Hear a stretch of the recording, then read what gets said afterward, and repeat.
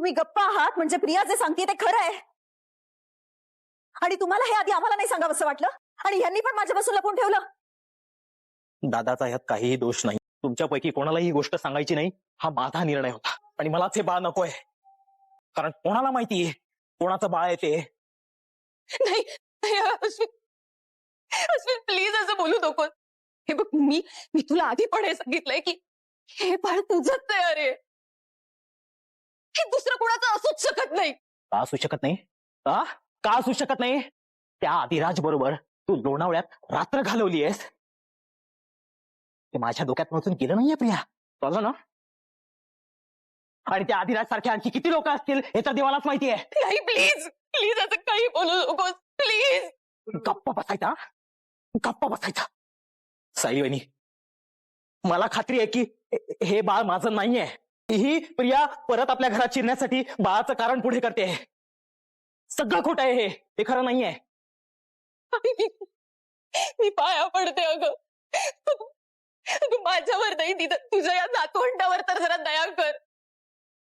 तुझ्यावर कोणीही दया माया करणार नाहीये प्रिया. तू खोटारडी आहेस तू. माझ्यावर अविश्वास दाखवून खूप मोठी चूक करताय. या चुकीमुळे सुभेदारांचा वंश तिथे जेलमध्ये वाढेल. हे चालणार आहे तुम्हाला? हा चालणार आहे? मी मान्य करते. मी मान्य करते मी खूप वाईट वागले. पण प्लीज त्या बाळाचा काय दोष आहे या सगळ्यात? तुम्ही ह्याला का स्वीकारत नाही आहात? बस बस करा तुझी नाटकं. अगं तू खोटारडी तर होतीसच आणि आम्हाला सगळ्यांना ते माहित होतं. पण आता आई होणारच याचा पण गैरफायदा घेतेस तू. अगं कुठे फेडशील हे पाप?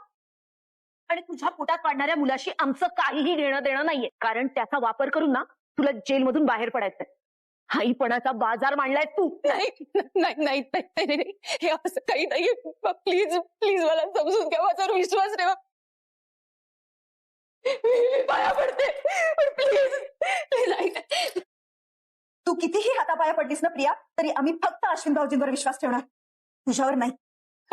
प्लीज माझ्यावर विश्वास ठेव.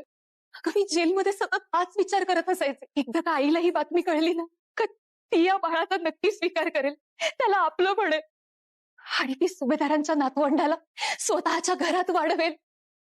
तू परत परत त्याला सुभेदाराचा नातवंड म्हणू नको.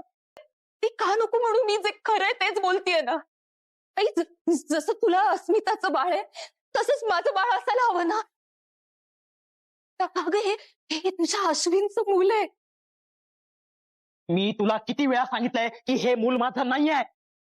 तू का इथे सगळ्यांना इमोशनल ब्लॅकमेल करायला आलीस का? प्रिया आत्ताच्या आत्ता इथून निघून जा.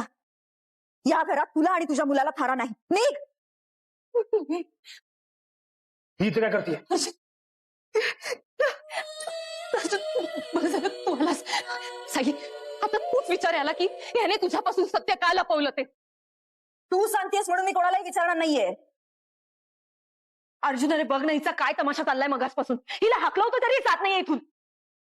साई तू तिला हाताला धरून बाहेर काढता.